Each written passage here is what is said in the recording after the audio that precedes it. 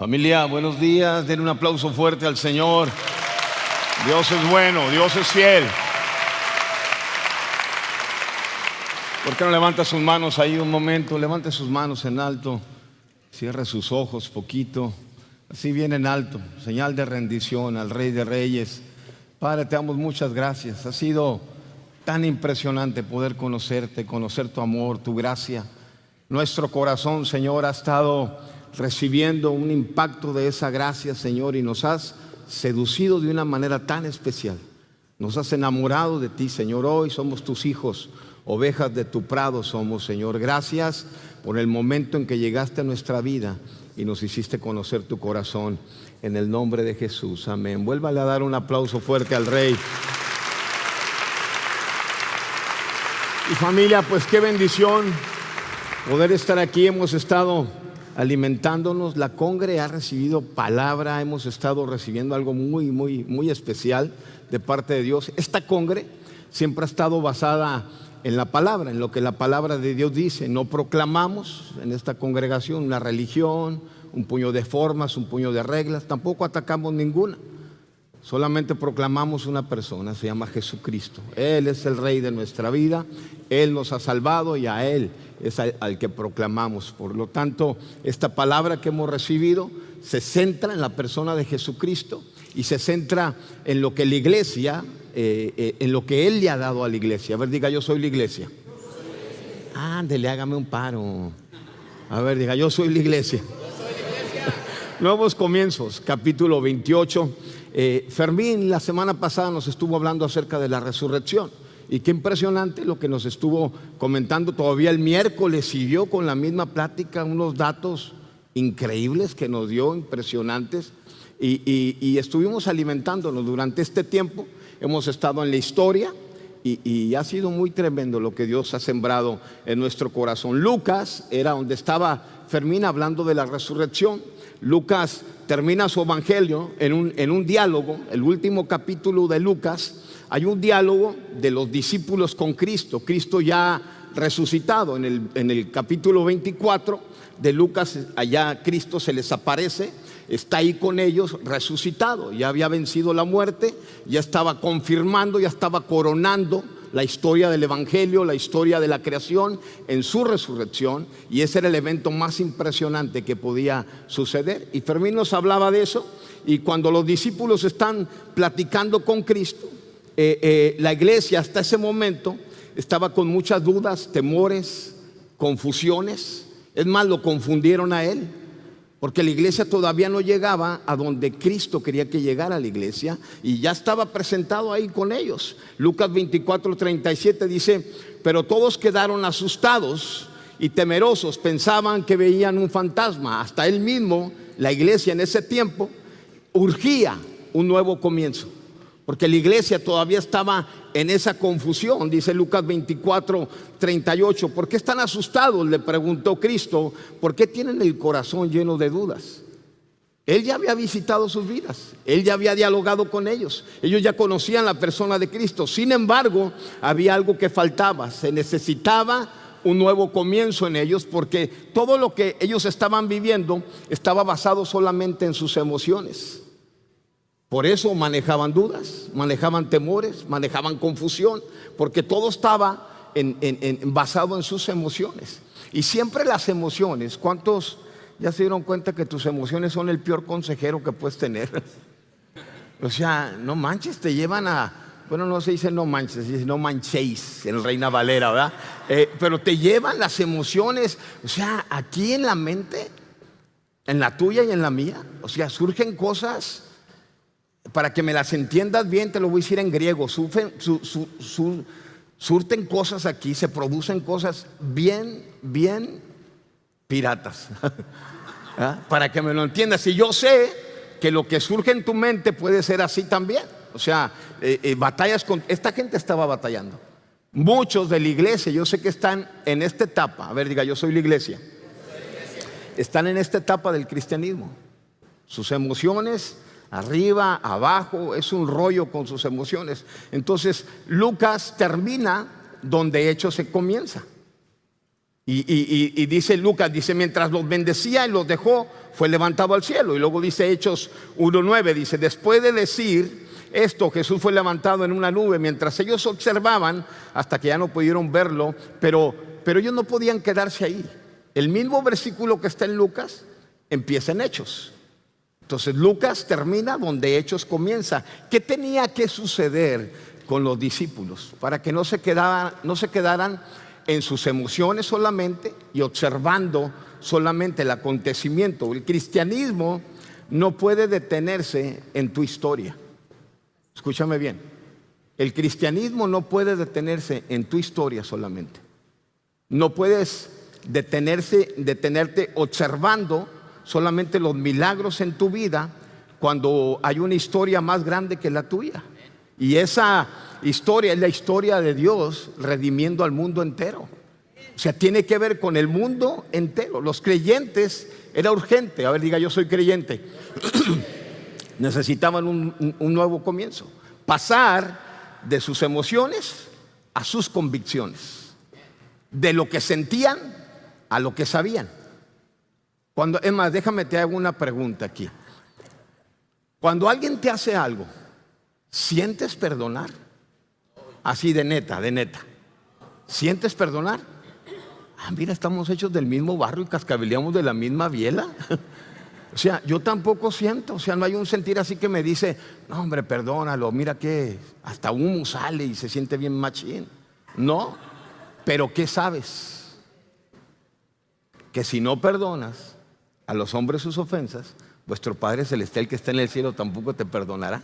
Entonces, ya no es lo que sientes, sino lo que sabes, porque conocerás la verdad y la verdad te hará libre. Entonces, Cristo quería llevarlos a ese nuevo comienzo de pasar de la vista a la fe, que ya no es por lo que ven, sino por fe, de pasar de sus sentimientos a sus convicciones. Ya no es sus sentimientos los que iban a marcar el rumbo de la historia de la iglesia. La realidad de la promesa de Dios provocaría un nuevo comienzo. Él ya les había prometido en Joel, voy a derramar de mi Espíritu Santo. Entonces van a suceder cosas impresionantes. Lucas 24:49, mire lo que dice. Ahora enviaré al Espíritu Santo tal como lo prometió mi Padre, pero quédense aquí en la ciudad hasta que el Espíritu Santo venga y los llene de poder del cielo. O sea, ellos ya habían tenido un encuentro con Cristo, pero la promesa todavía no era realidad en ellos. Por eso ellos nomás estaban basados en sus emociones y no en sus convicciones, en lo que sentían y no en lo que sabían.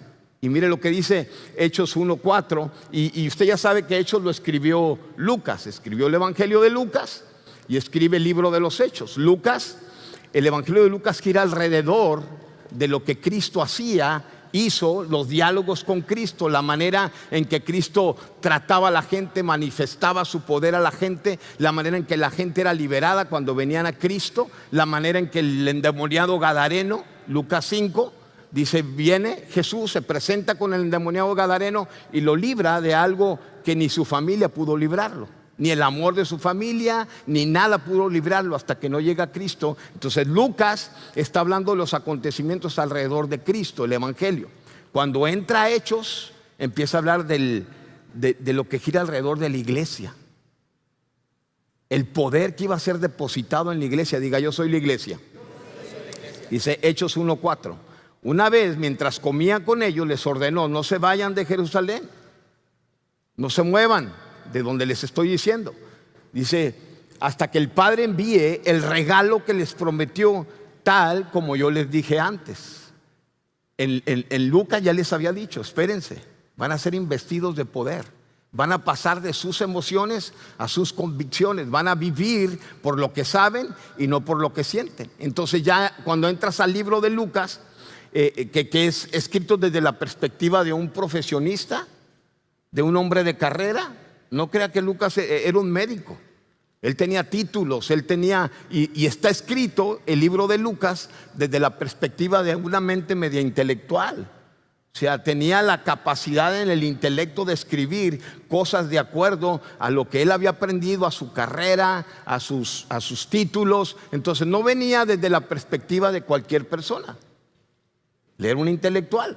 y escribe sobre eso. Y empieza escribiendo así. Hechos capítulo 1, versículo 1 dice: Teófilo, en mi primer libro te relaté todo lo que Jesús comenzó a hacer y a enseñar.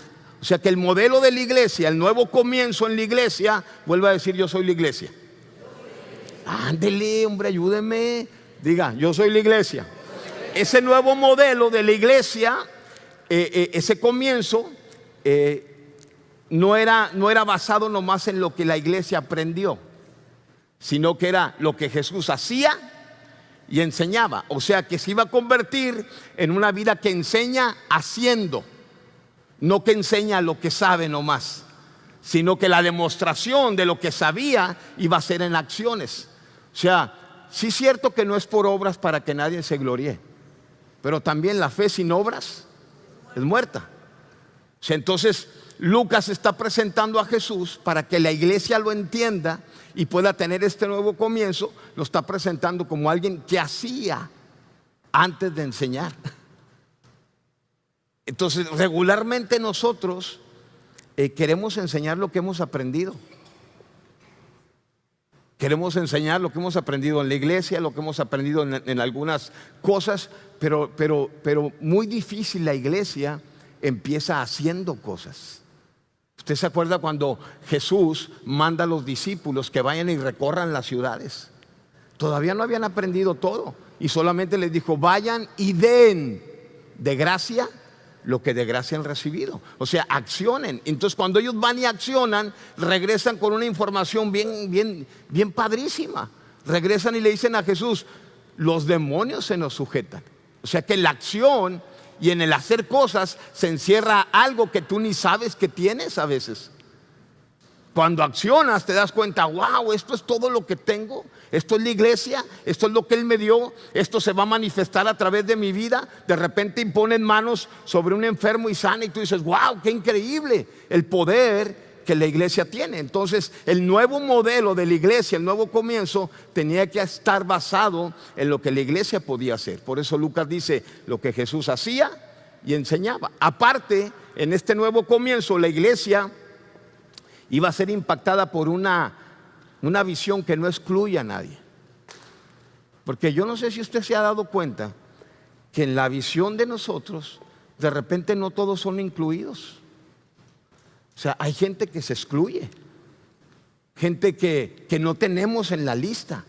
Y tenemos a los más cerca, nuestra familia, el núcleo de personas que nos caen bien. Pero el nuevo comienzo en la iglesia tenía que impactar a los creyentes de una manera que tuvieran una visión del mundo entero y no nomás de lo suyo. Me decía mi hija hace poquito: oye, ¿y por qué están haciendo otros 2 cuartos para atender más viejitos en abandono, más ancianos en abandono? Digo: porque hay una necesidad cañón. Pero decía mi hija: pa, pero pues ¿de dónde van a atender a esta gente? Digo: pues ponte a jalar. O sea, ponte a jalar o sea, tienes que captar que la visión de Dios los incluye a todos. Y lo que tú siembres no es nomás para tu familia, mija. Es para la visión que hay en el corazón de Dios y los incluye a todos.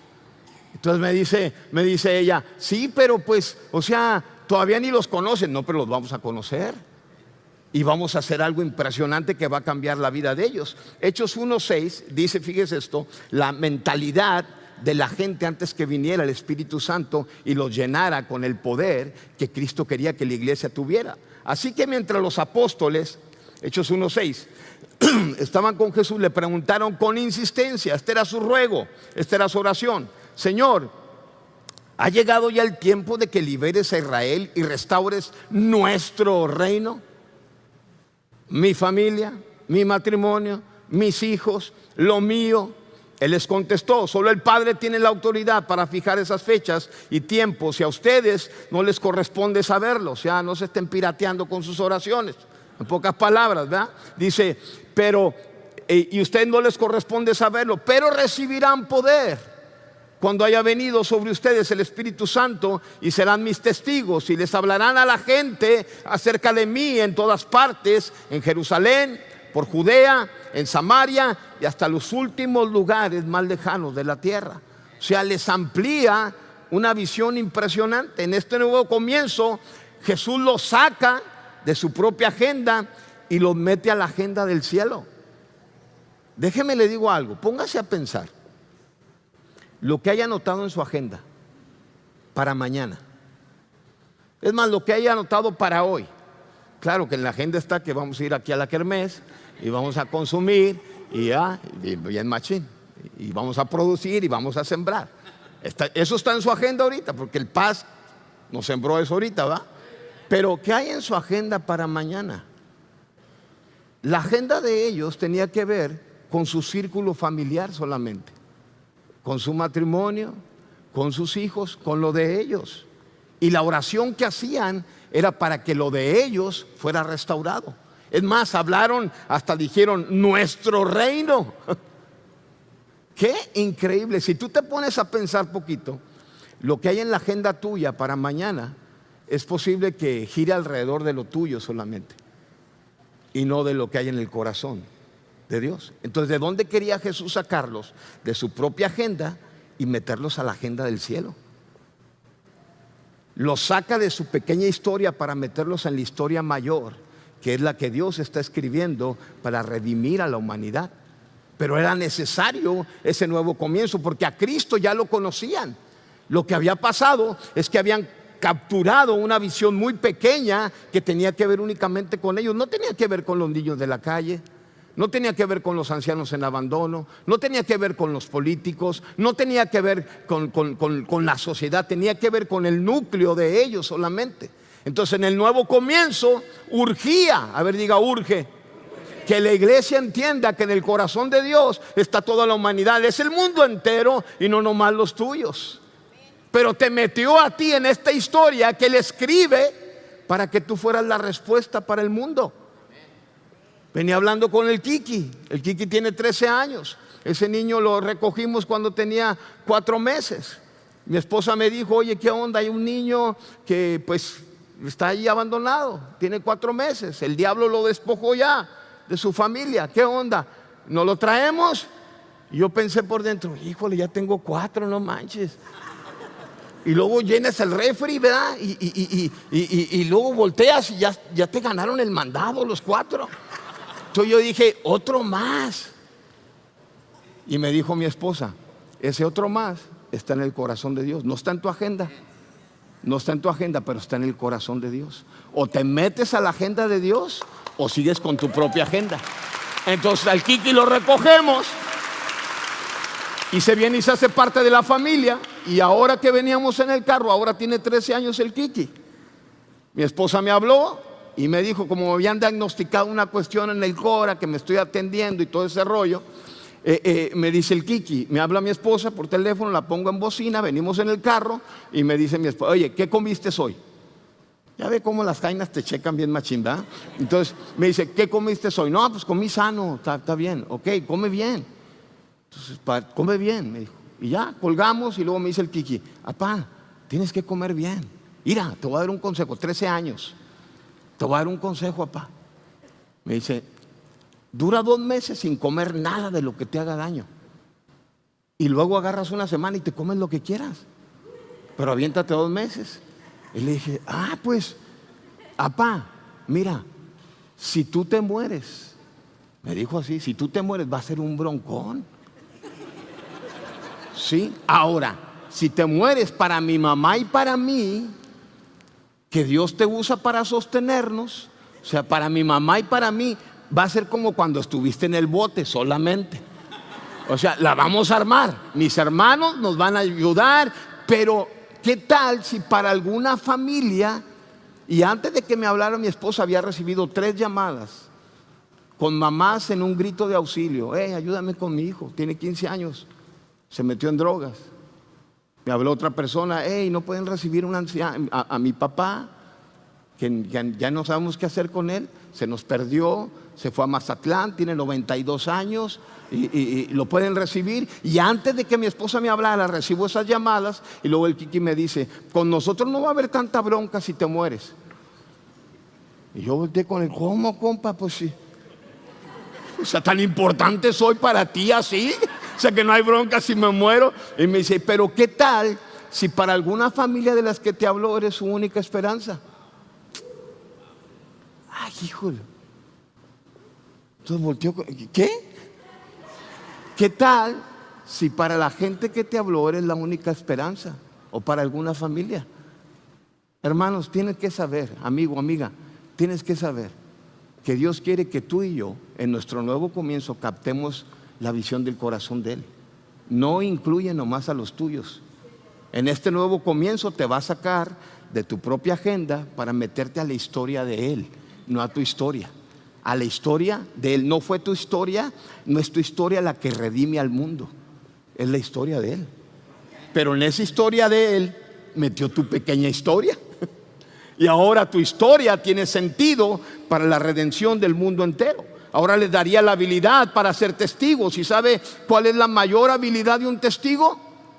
Porque les dice, recibirán poder, me serán testigos y recibirán poder cuando haya venido sobre ustedes el Espíritu Santo y me van a ser testigos. La mayor virtud de un testigo es que cuando testifica cambia la condena del sentenciado. O sea, la gente que está allá afuera, escúchame bien, tiene si no tienen a Cristo y no reciben un impacto de la gracia de Dios, están condenados a un destino eterno de confusión. Y tú como testigo puedes cambiar esa condena, puedes cambiar el rumbo de la eternidad de la gente. Entonces meterte a la agenda del Señor. Para el Señor lo más importante no era que ellos lo habían conocido ya, no era de dónde habían salido. O sea, Pedro sale de ser un pescador para convertirse en un pescador de hombres. Pero para el Señor lo más importante no era de dónde te sacó, sino a dónde te quiere llevar. Escúchame bien, no es de dónde te sacó. O sea, yo ya no me drogo, aunque tengo la cara de testimonio, ¿verdad? Y un día estaba compartiendo con unos moros y me dijeron, no, usted no tiene cara como que no se droga. Usted todavía tiene. Y le digo, mijo, la neta ya no me drogo, pero pues me quedó el humo en la cabeza, ¿verdad? O sea, no, me dice, pero lo más importante no es de dónde te sacó. Si tú estabas en una condición, en un matrimonio bien destrozado, con emociones bien gachas, o estabas en adicción o en el alcoholismo y te saca de ahí, no te conformes con que te sacó de ahí, con que resolvió tus broncas. ¿Cómo agradezco que Dios haya puesto en mi mamá? Mi mamá me decía, no me conformo con que salgas de las drogas, te voy a ver sirviendo al Señor, te voy a ver amándolo a Él. Para mí no es suficiente, me decía, que salgas de las drogas. Lo vas a conocer a Él, le vas a servir, vas a predicar de Él, le vas a amar, y nadie va a poder quitarte esa marca de amor que va a haber entre tú y Dios. Y cuando cuentes la historia, me decía, no vas a contar la historia tuya, vas a contar la historia de amor con Él. Entonces yo decía, wow, qué padrísimo eso, pero qué padre. Y Dios, de alguna manera, tienes que entender que no se conforma, o no, su meta no es de dónde sales, sino a dónde tienes que llegar. Ellos ocupaban el Espíritu Santo para llegar a donde tenían que llegar y proclamar un evangelio lleno de poder. O sea, el hijo pródigo no se conformó con salir del chiquero, tenía que llegar a la hacienda de papá. El pueblo, cuando estaba en Egipto, Dios no estaba pensando como meta final que salgan de Egipto y que los suelte Faraón. No, Dios estaba pensando que llegaran a la tierra prometida.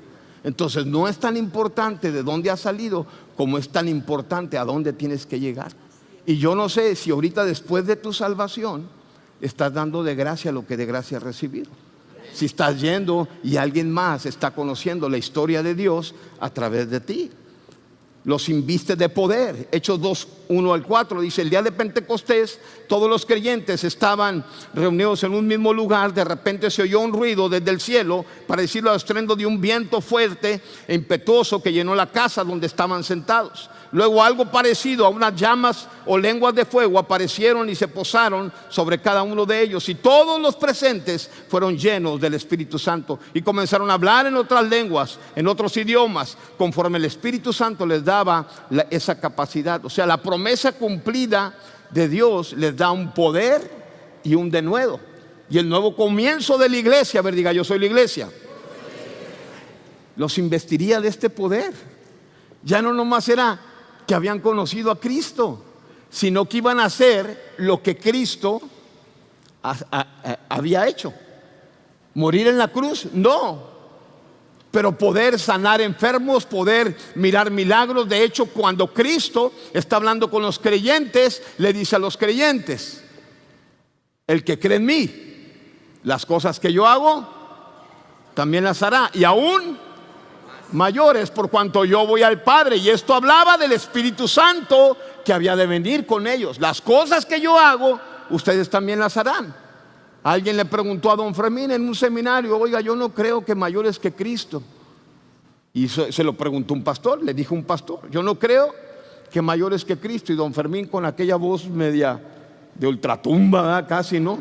¿verdad? Le dijo: mi hermano, aleluya, qué lindo. Dijo: pues no, mi hermano, no es para usted, porque es para los que creen, dijo. Y le dijo: pero hermano, déjeme le digo, no estaba hablando de una persona que iba a hacer mayores cosas que él, estaba hablando de un cuerpo. La iglesia, el cuerpo de Cristo. En ese tiempo el cuerpo de Cristo nomás podía estar en un lugar a la vez. Se hizo hombre, estaba limitado, él mismo se limitó a un mismo lugar. Su omnipresencia se despojó de ella. Mientras estaba con Jairo, no podía estar resucitando al hijo de la viuda. Pero ahora los investidos de poder, este cuerpo de Cristo, está por todo el mundo. Al mismo tiempo, quien lo entienda va a saber que el cuerpo de Cristo, en este nuevo comienzo, pues tiene el poder para transformar la historia de miles y miles. En este nuevo comienzo, los que venían de lo vil, ¿cuántos vienen de lo vil? También los que no levantó la mano, viene de ahí también. De lo menospreciado. La mayoría era aquellos que estaban siendo investidos de poder. La mayoría era sin letra, del vulgo. No tenía que ver con ellos. Aquellos que estaban empezando de nuevo habían estado muertos en sus propios delitos y pecados. Se convertirían en los recipientes del poder divino. En esas vasijas de barro sería depositado un gran tesoro. La excelencia del poder de Dios sería depositada en la iglesia. El Espíritu Santo viene y dice, Pablo lo escribe en Corintios: ahora tenemos esta luz que brilla en nuestro corazón, pero nosotros mismos somos frágiles vasijas de barro que contienen este gran tesoro. Había algo en el nuevo comienzo que se iba a depositar en la vida de cada creyente. Ahora Cristo en ellos sería la esperanza de gloria. Ahora Cristo en ellos sería reflejado. Ahora la iglesia, los creyentes no pasarían desapercibidos por el mundo, caminarían en la realidad que Cristo dijo: las cosas que yo hago, ustedes también las harían. Entonces empezó un movimiento cañón de la iglesia. La iglesia empezó a moverse. De hecho, se convirtieron en la respuesta, dice Hechos 3, para aquel cojo de nacimiento. Pareciera que la familia pensaba, y él mismo pensaba, que ese cojo de nacimiento por el resto de su vida iba a estar así. Pero entonces aquel día se topa con la iglesia, se topa con Pedro y con Juan saliendo de la iglesia, y dice que ese cojo de nacimiento sí había puesto cierta esperanza en ellos, porque dice que a los de adentro, a los de la iglesia, cuando usted lee ese versículo, a los de la iglesia, diga: yo soy la iglesia. El cojo de nacimiento, el que tenía que cambiar su historia, les pedía limosna. Escúchame bien, voltea acá conmigo. El cojo de nacimiento, el que estaba en desventaja, el anciano de la calle, el niño de la calle, el matrimonio en problemas, el enfermo desahuciado, volteaba con los de la iglesia y les pedía limosna. ¿Qué tenía? ¿Qué tuvo que haberse dado cuenta el cojo de nacimiento que tenía la iglesia como para pedirle? Dice que cuando Pedro y Juan salieron, entonces ese hombre les dice: esperaba recibir de ellos algo. Y Pedro y Juan, este era el nuevo comienzo de la iglesia, y Pedro y Juan le dijeron: no tenemos plata ni oro.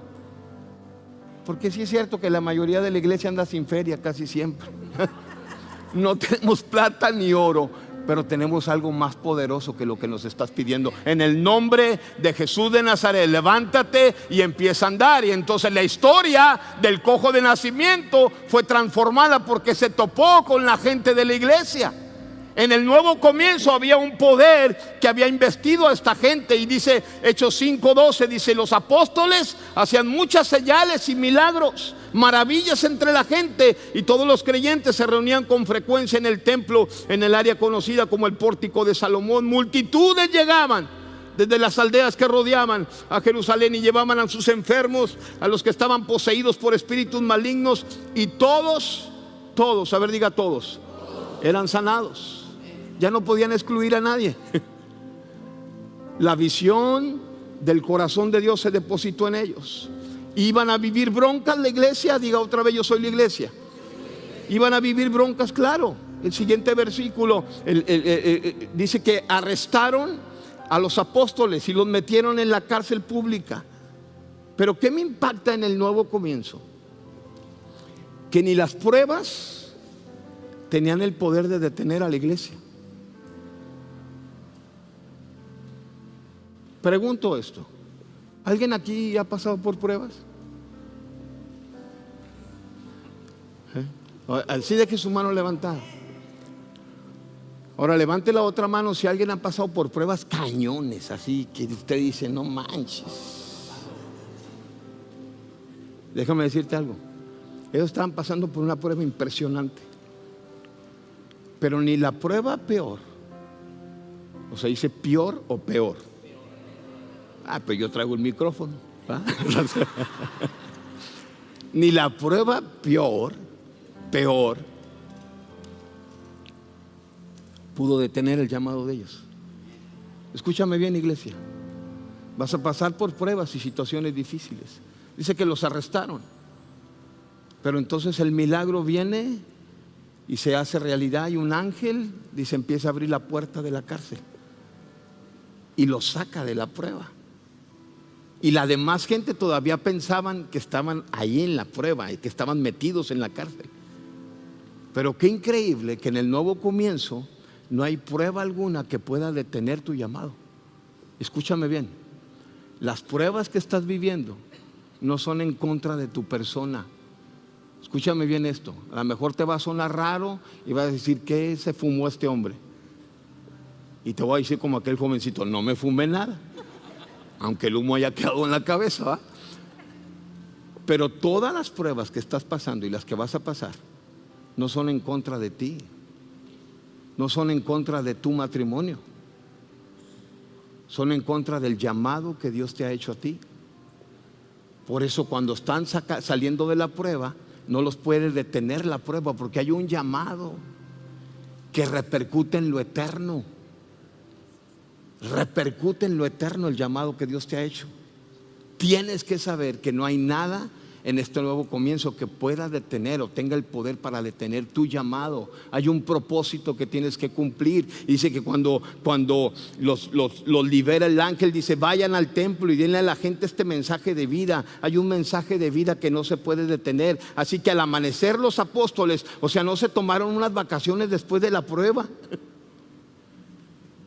El pastor de ellos no vino y les dijo: no, descansa, mira, esta prueba te tiene bien, no manches, descansa. No.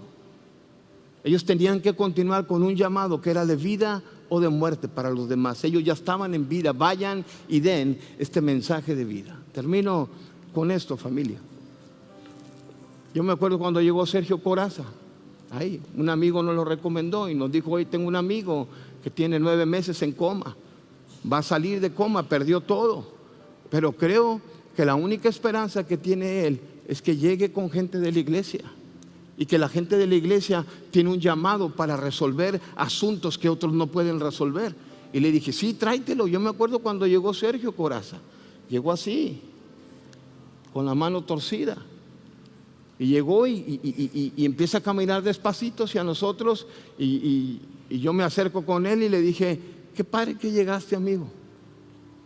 Aquí vas a encontrar algo que nunca vas a encontrar en otra parte. Aquí estamos la iglesia, los investidos de un poder, de un amor increíble que cambia las historias de la gente.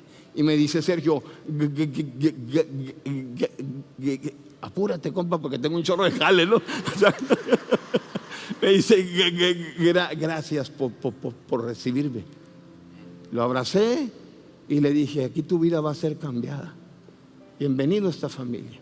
Le dije a los muchachos y al mismo tiempo todos estaban pensando, híjole, ¿por qué no nos manda uno más derecho, no? Que no esté tan, ¿verdad? Que no tenga tantas broncas. Y me dicen los muchachos, ¿qué vamos a hacer, pastor? Vamos a sanarlo, vamos a amarlo. Sergio fue restaurándose y cada que nos abrazaba y me abrazaba me decía, pastor, amigo, te quiero mucho. Yo decía, yo también te amo, compa, machín, te amo. Y un día me dijeron, Sergio está llorando, está muy contento, dice que si puedes venir. Fui, lo encontré, intentó, ya caminaba mejor, correr, abrazarme, un hombre grandote, me abraza, me da un beso y me dice, muchas gracias porque me has amado. Le dije, soy tu familia. ¿Por qué estás llorando y estás tan contento? Mi hija me encontró. La dejé cuando tenía 7 años. Y cuando tenía 7 años, mi hija salía con papelitos. Se los entregaba a la gente que se encontraba. Escribía en el papelito, mi papá es Sergio Coraza. Si lo encuentras, dile que su niña lo busca y lo ama. 7 años tenía. Continuó buscándome, dice. Y me encontró, hermano, tiene 15 años. Me encontró ahora. Y viene para acá. Le dije, qué padrísimo, por el Face. Estuvo buscándolo hasta que lo encontró. Y le dijeron, está con una familia que lo ha amado. Y me dice, Sergio, y ahí viene, hermano. Quiero que la recibas tú. Que entre por esa puerta. Yo la voy a esperar acá con un traje. Me voy a poner corbata. Tiene 15 años, va a venir vestida de quinceañera. Y quiero que entre de tu brazo y me la entregues, hermano. Yo decía por dentro, wow, en la lista de cuántos puede estar la iglesia dándote el privilegio de que entregues a su niña de 15 años y decirle, aquí está, quien te encontró. Y ahora Sergio y su hija viven algo impresionante. Sergio se ha convertido en uno de los mejores evangelistas que yo he conocido. ¿Por qué? Porque la iglesia tiene el poder para un nuevo comienzo. Tenemos un llamado, familia.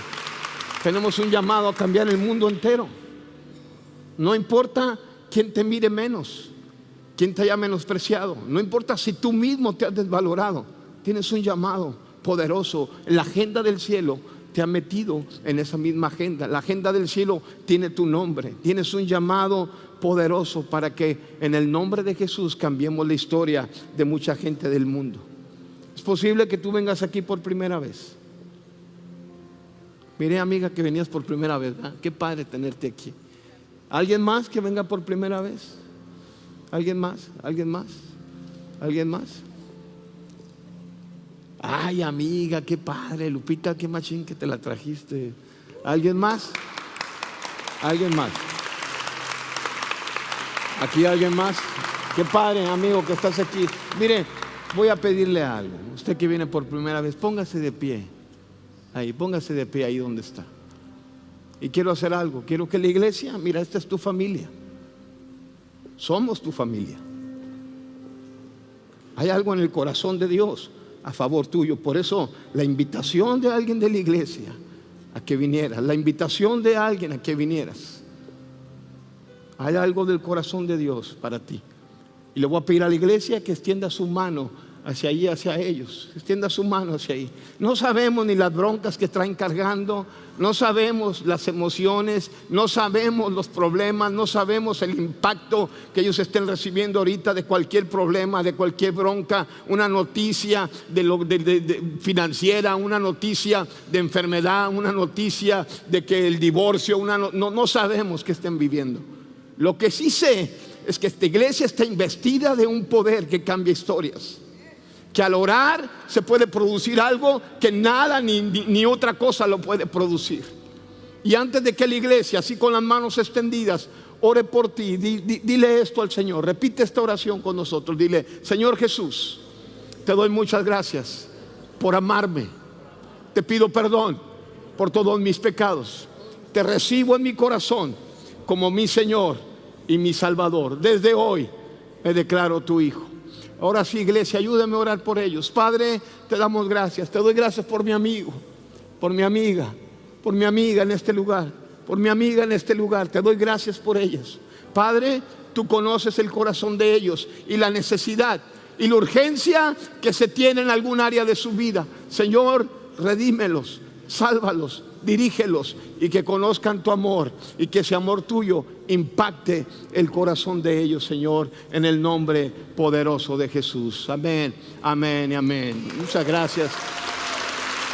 Ahora, tú que viniste por primera vez, tenemos un lugar donde queremos recibirte. Aquí enfrente del café hay un salón donde queremos recibirte, darte un regalito, tener contacto contigo. Nos interesa muchísimo tu vida. Considéranos tu familia desde hoy. En la familia hay piratas y hay sanos también, ¿ok?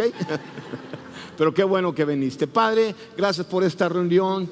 Gracias por lo que has hecho. Bendigo cada familia, bendigo cada historia de cada uno, de cada hombre, de cada mujer en este lugar, Señor. Y declaramos que es tu amor que los sigue cubriendo por el resto de sus vidas. Gracias por el nuevo comienzo en esta iglesia, en el nombre poderoso de Jesús. Amén, amén. Familia, que tengan un buen día.